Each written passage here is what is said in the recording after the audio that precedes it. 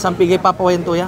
750. Sa isa kay tray, sampigay. Magkano ang isang tray? Lamang isang tray, 30. Magkano yung isang tray? 225. 225. Ganon din yon, parang 750 ang... Yes. Anong size to? XS. Ah, XS. Saan yung small? Ito po yun. Ah, small. Magkano sa small? 8. Sa isang tray, magkano? 240. 240. Tapos ito, 850. sa isang tray, anong medium naman to? Opo. Magkano ang isang tray nun? 255. 255 medium. Tapos sa large, 9 pesos ang isa, 270 ano?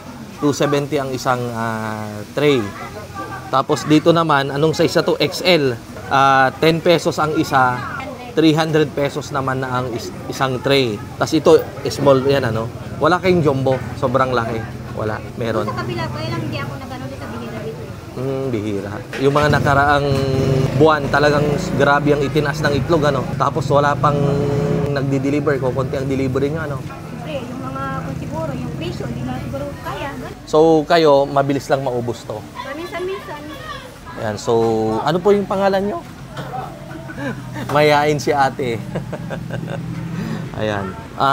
Anyway, thank you po dahil in-update lang naman namin yung presyo kung magkano na yung egg sa palengke ngayon.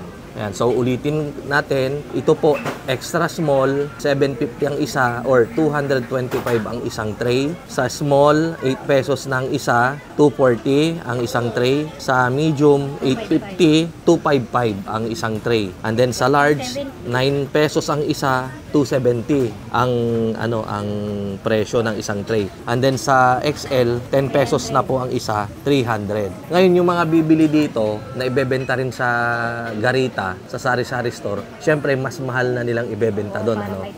Malamang itong XL bebenta na nila ng 12 pesos. Yun tama. So thank you po. Itong pwesto na to ay sa kumari ko, kay Mari Josie. So, dito po yan sa palengke ng Dagupan City. Ayan. So, thank you po. Thank you. Thank you. Yung small nyo, magkano? Saan yung small? 8. Pero sa isang tray, bali magkano? 240 ang isang tray.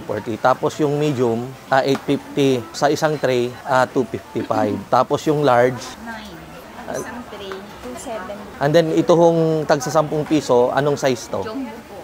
Jumbo o XL? XL po ito. XL ito. 950. Okay. 950 to 85. Tapos yung jumbo, Jumbo 10. 10. Tapos 300 na ang isang tray. Ay. Bakit ang taso ng itlog? Ano sa tingin nyo? Padisiryo, anong dahilan? Ate Bike? Ang mahal ng itlog. Tumataas pati gasolina. Hindi ko alam ba ito? Pag ganitong panahon tumataas. Pag ganitong... Ayan ang alam po, December. Tumataas talaga po sa itlog. Dahil siguro malamig, konti lang silang mangitlog. Ano hong itlog tong mga to? Organic, sir. Organic. Brown egg, ano? Tapos meron din sa pugo ho, magkano? 105 po yung 50 piraso. So, 210 na yung 100 ngayon. Grabe rin, ano? Tapos yung brown egg, pareho lang yung presyo niya sa puting itlog. Yes, sir. May maliit din po siya. Kulay lang talaga yung pagkakaiba nila. Sige, thank you ho. Thank you. So, andito tayo sa Josephine's Egg Station. Ayan. Tapos, andun si Ma'am Vicky. Ayan. Tapos, anong pangalan niya? Nanet. Tapos, yung suki nila, si Ate Alice. Ayan. Si Marie. Yan ang beauty queen sa itlog. Okay. Constituents natin sa Tapwak. Ayan, si Ate Alice. Ayan. Thank you, ate. Thank you.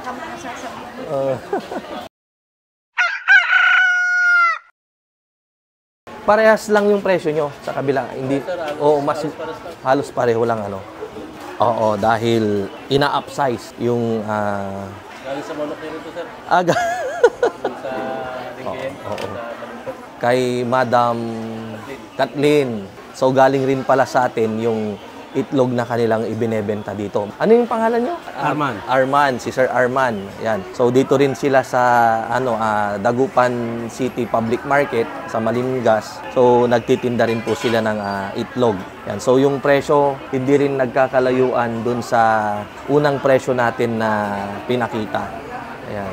Grabe ang itinaas ng itlog pugo rin, 210 na. Oo, sir. Yan, mataas ang itlog po ganun. Oo, doon. Kayo, magkano? Walang Itlog lang dito, Kap. Oo. Yung pwesto ko nga rin doon eh. Pero, Kap, ba't tinigil ka dun, Kap? Hindi, open na. 2 araw. Pero halos pareho na rin. Sinasabay ko na sa presyo nyo. Wala talaga eh. Gusto ko lang na hindi mawalan ng customer. Kaya agaw-agaw pumunta, lulukasan lang. Thank you sir. Thank you. Ayan.